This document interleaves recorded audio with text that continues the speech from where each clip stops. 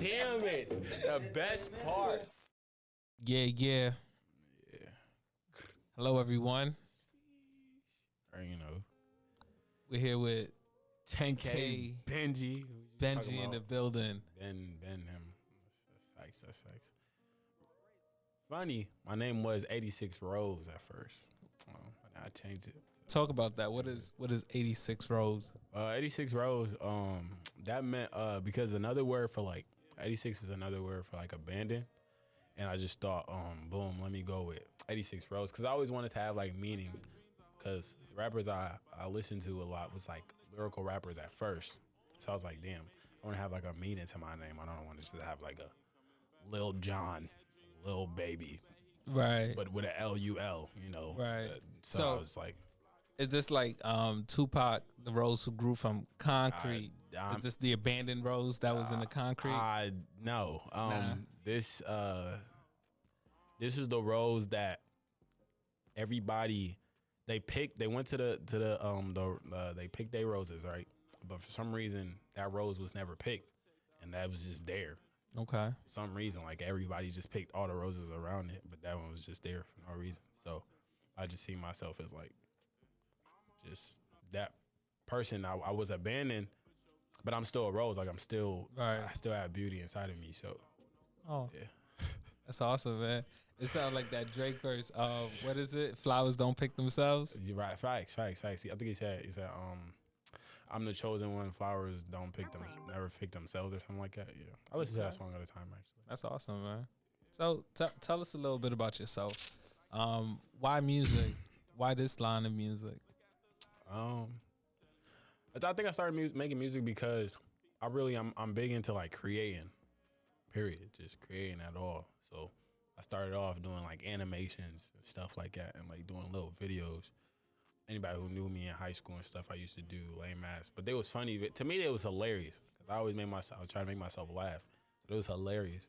I always used to do that. Then I got into a little bit of video editing, and I think I just fell into music because music was my best way of expressing myself without like making people sad, I guess. Like, cause like through the other stuff, I would make people laugh, but that would be me technically like hiding shit that was going on. While music, I could literally talk about stuff that's going on, stuff that I've experienced, and not have to worry like, damn, niggas gonna be sad as hell because I'm saying this speech on Instagram or somewhere. So, what do you hope to gain from your music? I want people, a lot of people who are going through stuff that I'm going through, who have gone through anything that I've talked about and stuff that I've not talked about, the unspoken stuff, of course, to just like understand that everybody is like there's people going through the same thing and you're not alone. I just want these people to hear it and just to feel like there's a community for them and feel welcome to be able to express themselves. Like there's people listening and there's people that actually care. I think that's really it. Everything else is just like a benefit and a plus to it, to be honest. I want my music to spread as far wide as it possibly can. So as an abandoned rose, or formerly known as an abandoned rose, right? How do you define community, and how do you see yourself fitting in that community? I think I define community as anyone that's ever. I want to say my community. I define it as anyone that's ever experienced just that thought of being abandoned, being lost, being just they don't know where they're going, or they felt like they was misled. Any kind of pain, I guess, to be honest, that's what I would define this community as. Don't have an official name for us yet, but it's gonna come. Guess we could call it the 10K Mafia. 10K gang. Facts. It's not no gang affiliated though, but okay. 10K Mafia. Everybody who's just gone through something that needs somebody to listen, but don't want to talk.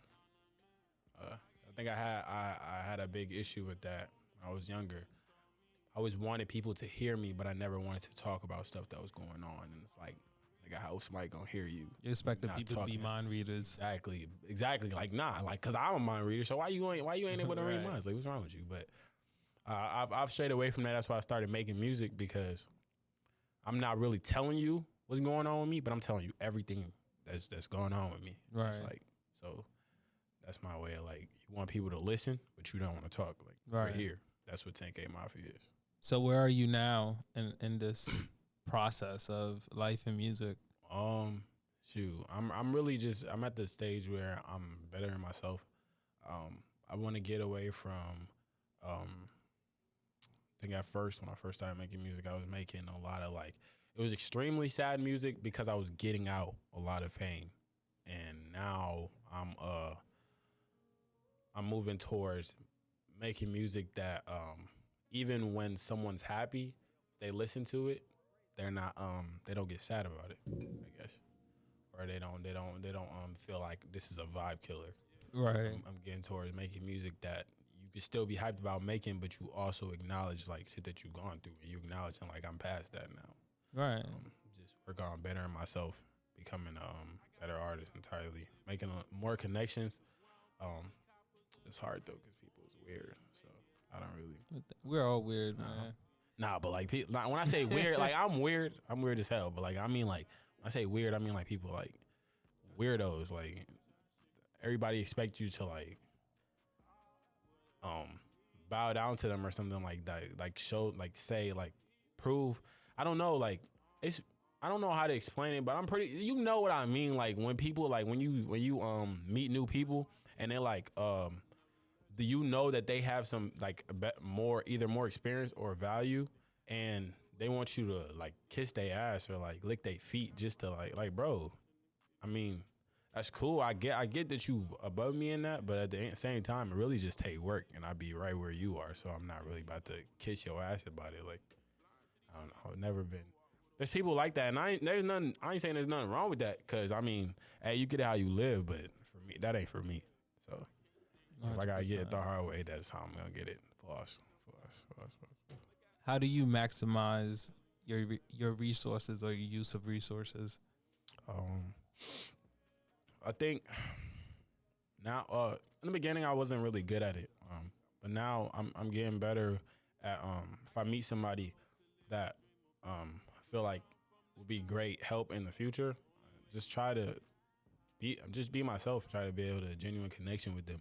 Forget anything else, like all the other stuff. Like it really, to me, it never really doesn't really matter about what they can bring. I'm really just being myself and being a friend to them. So at the end of the day, even if I could at any moment, I'd be like, stop making music. I don't want to stop talking to people because I don't make music anymore. Or lose a connection with people just because I don't make music anymore. So just really just like being a friend and being there for people, because who knows. You can always need somebody at some point. That's awesome. What to you? What is making music? Like, what is that? Is that a metaphysical? Is that something tangible? What is that to you? What is that process? What is making music? Making music. I think now, for me, I say now because in the beginning, it was never in the moment. Usually when I made music, it'd be stuff that I've already felt beforehand. Like I said, it was a lot about me getting stuff out. But now making music is like, if I feel something at that exact moment, I'm on the mic, I'm talking about it, because I feel like that's the realest it can ever be. Like I can't go back to a song that I've already started and I'm not done with yet, but it was a feeling at that time. It's so hard for me to go back to and try to like continue on it, because I can't, because I don't feel that anymore. So making music is like, if you feel something, boom, make that song there and that's that. I don't really do a lot of writing. I used to, but I don't do writing anymore because it's nothing about bragging or nothing. It's just like when you feel something, it's gonna come. The realest you talk, the easier it is for it to come out on the mic. You don't gotta like really think about it. Like, yeah, it's good to perfect your writing, but like you really don't really have to.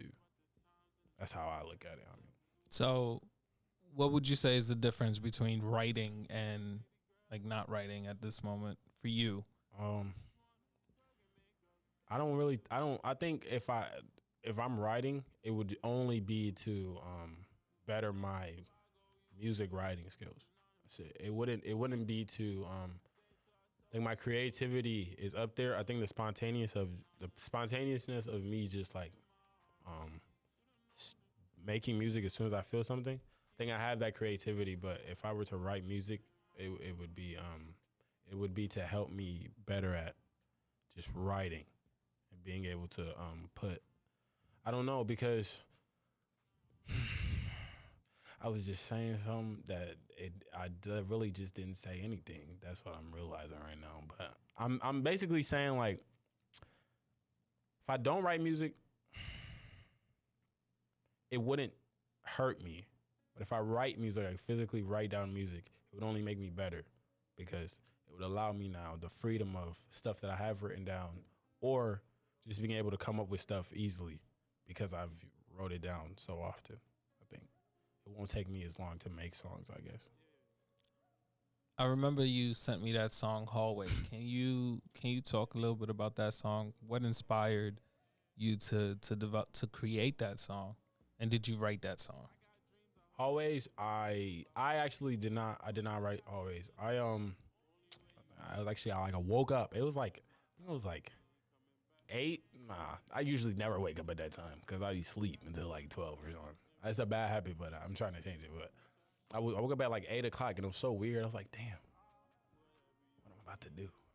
And I heard a beat. I heard the beat. I was like, boom, damn. And the beat just gave me a feeling like the first thing I just thought of the first line. I think it was like how I'm supposed to be a neighborhood hero when all my niggas villains. Nah, I'd rather be a menace. That was the first thing I thought of, and instantly I was like, let me stop. I put the beat in the recording software, and I was like, boom, let's just make the song. And everything that I said was just like me just thinking about shit that I went through, especially during high school. I think that song was mostly about shit that I experienced during my childhood a lot. Either it was high school, middle school. It really didn't matter. To me, school was like, it was all the same. It didn't really matter if I was in elementary, middle school, or high school. I felt the same stuff going through each, and I think that entire song was just talking about and enlightening people on how us kids and the stuff that we go through, just being children. They look at us like, oh, you're a kid, you don't really understand, you ain't experienced nothing. But like, nah, like I got stuff going on with me inside. I may not even know what it's about. I don't know what's going on. But like, you looking at me because I'm a kid, I should be lively and happy about it. But that shit's hurting me. I guess that's what Always really was about. Just talking about a lot of that stuff. But no, I did not write that song. It was I guess it's a freestyle. It's really punching in. So if I didn't like how something sound, I would scratch it and go back. But like, I didn't write it. It's incredible, man. And you have this song, One Call.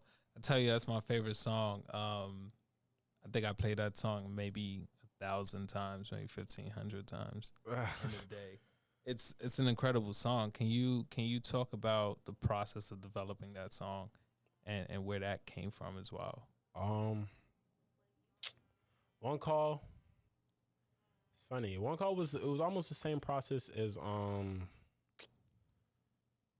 Hallways, because Hallways it was like the only thing different was the time that I made it. I actually made One Call. It was later in the night. I also heard the beat, and the first thing, like I said, I usually, my process is usually getting the first line.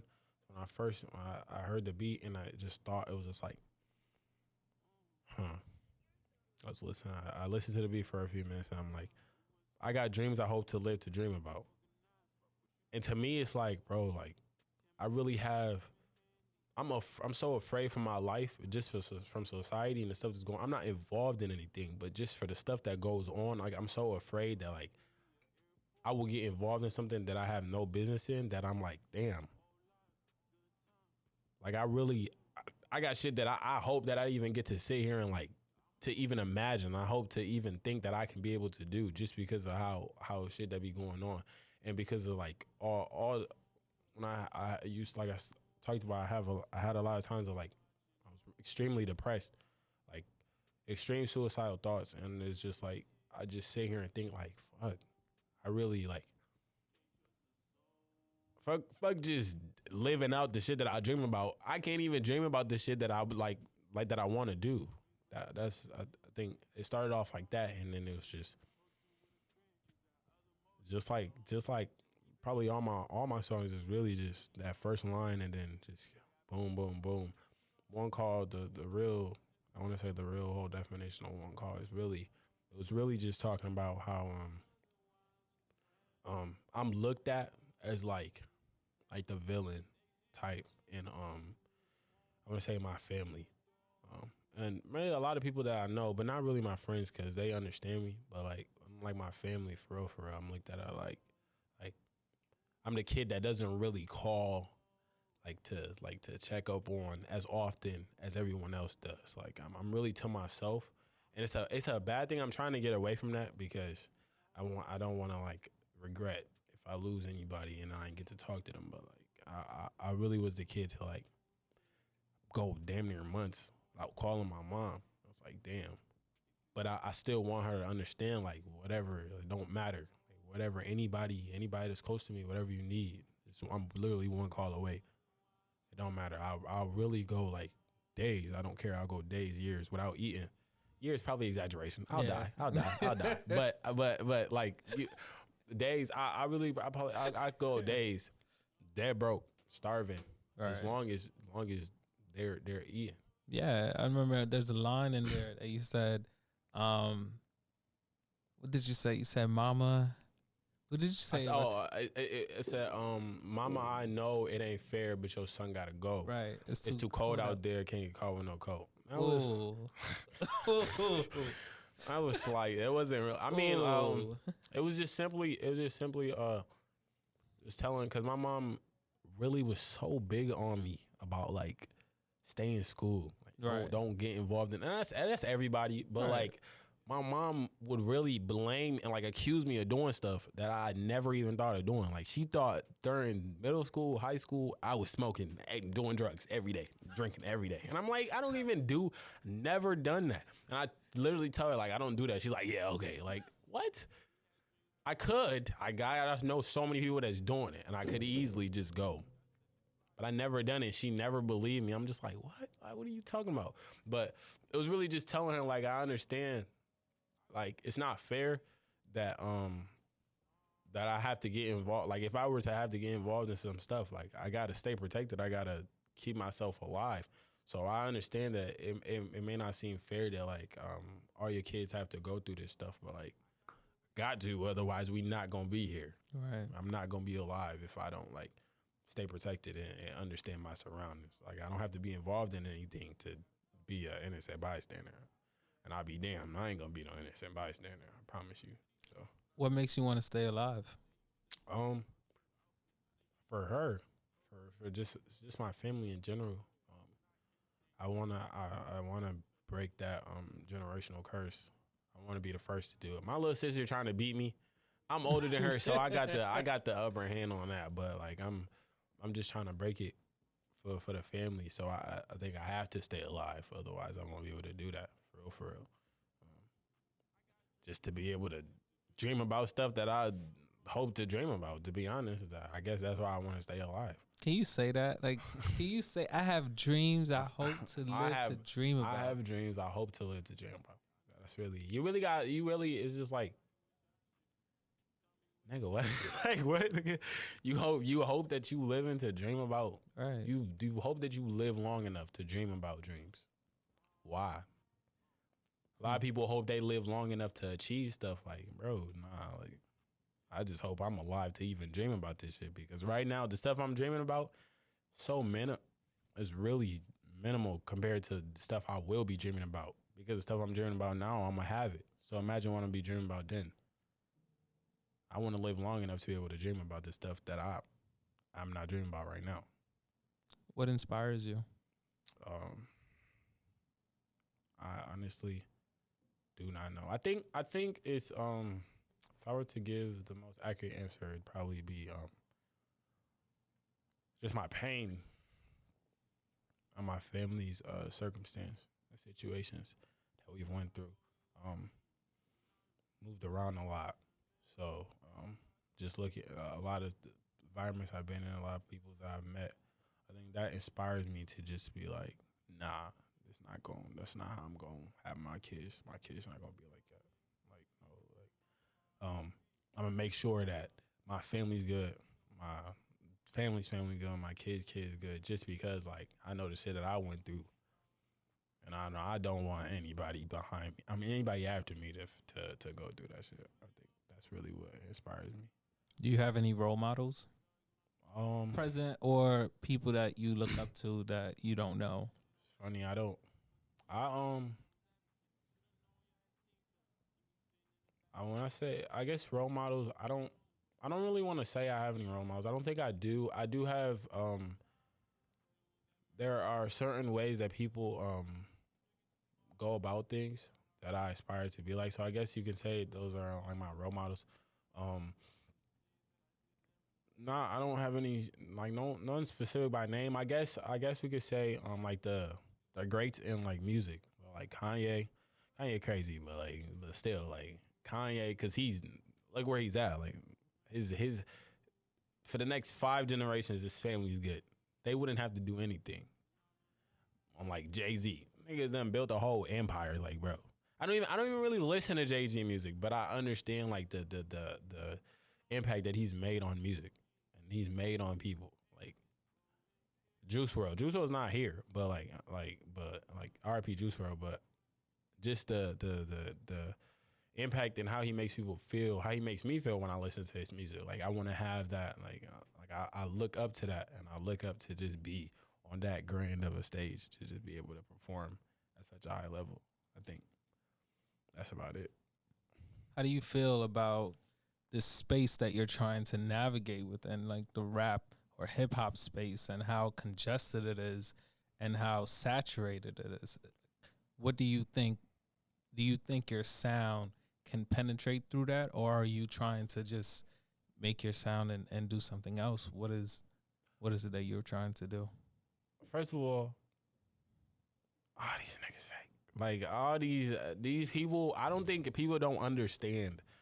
I get so emotional when I talk about it because people don't understand. Like music is like, you don't just get up one day and you're like, oh, I'm about to make music. Like, bro, like It doesn't happen like that. It don't. You don't get up and you're like, let's make some music today. And you just say whatever the fuck you want to say. You try to emulate like people who start off rapping, they're like, let me emulate my favorite rapper.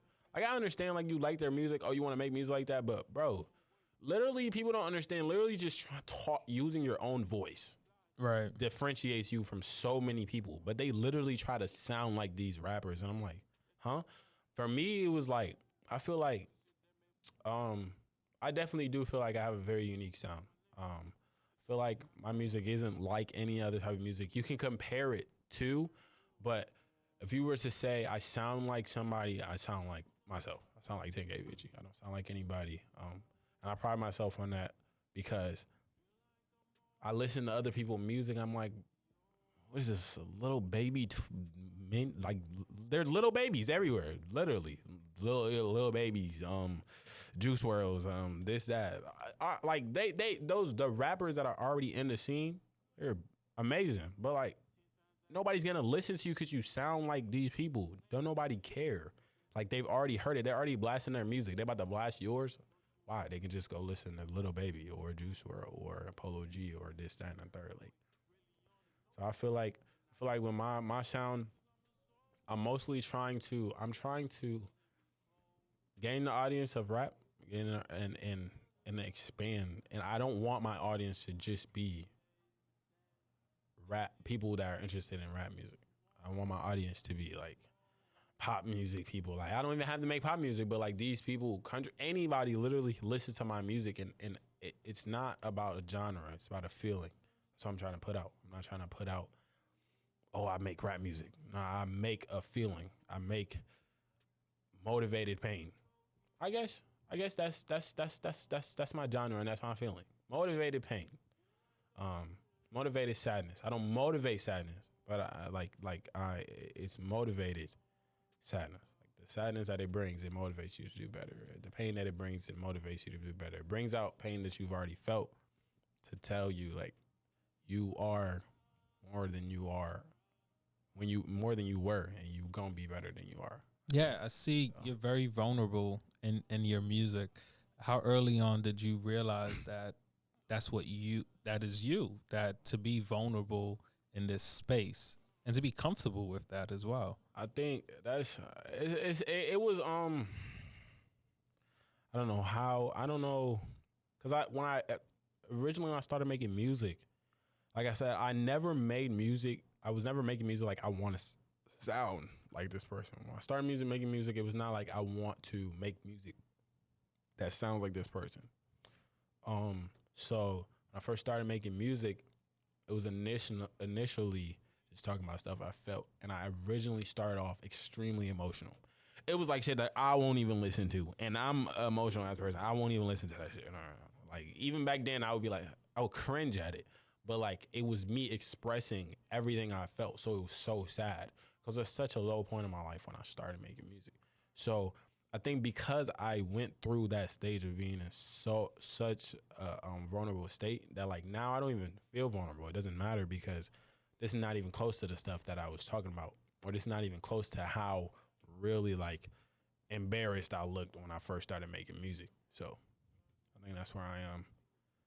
I think that's why it seems like I'm okay with being vulnerable.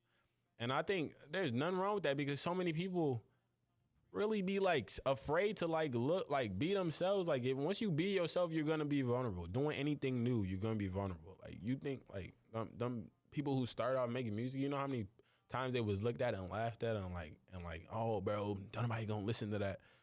And now they got billions, trillions of streams and people everywhere around the world listen to their music. Like people don't understand like being vulnerable is actually what makes you you. And if you're able to get past the fact that you're vulnerable, like you realize that's actually your strength. So I think, Do me a favor. Close your eyes for me. Close your eyes. Close my eyes. There's Man. distance between us, right? Close your eyes, right? Okay. All right. Your eyes are closed. All right. It's 5 years from now. 5 years. What are you doing? 5 years, I'm at a concert performing at least 10,000 people. Ooh. At least 10,000 people. Where are you? Keep your eyes closed. Where are you? The world is your oyster. Where are you? Where am I? Rolling Loud. Rolling Loud. I think that maybe, to be honest, that seems too small. Rolling Loud is like they control that venue. I want to be my own venue. I'm at a stadium. Okay. Whose stadium? Rolling Loud is at a stadium. Is it? Yeah. Whose? They're at the MetLife, I believe. I did not know that. Shit, that old boy. I didn't know that. They're in or the Meadow. They're in New York City. Oh. They're in New York City this year. Whose stadium are they in? In New York City, I think the middle. Man, I don't know. Probably like the Mets. I don't know. Who okay, nah. I want to be. Yeah, I'm thinking. Fuck it. Times Square. 10,000 people. Ooh. At least 10,000 people in front of Times Square. I'm performing. What song? I am performing either Attached, Family Ties, or what's the last one? Ghetto Angels. Ghetto Angels. I listened to that song recently the other day. You said you imagine that they have tatted wings. Oh, okay. So can you for the people who are not familiar with that song, can you say that line or I'll just say the say the verse. Say the whole verse. I swear it's R.I.P. to guys. Now they ghetto angels by my side. Ghetto angels when I slide. Ghetto angels when I ride. I imagine tatted wings when they fly.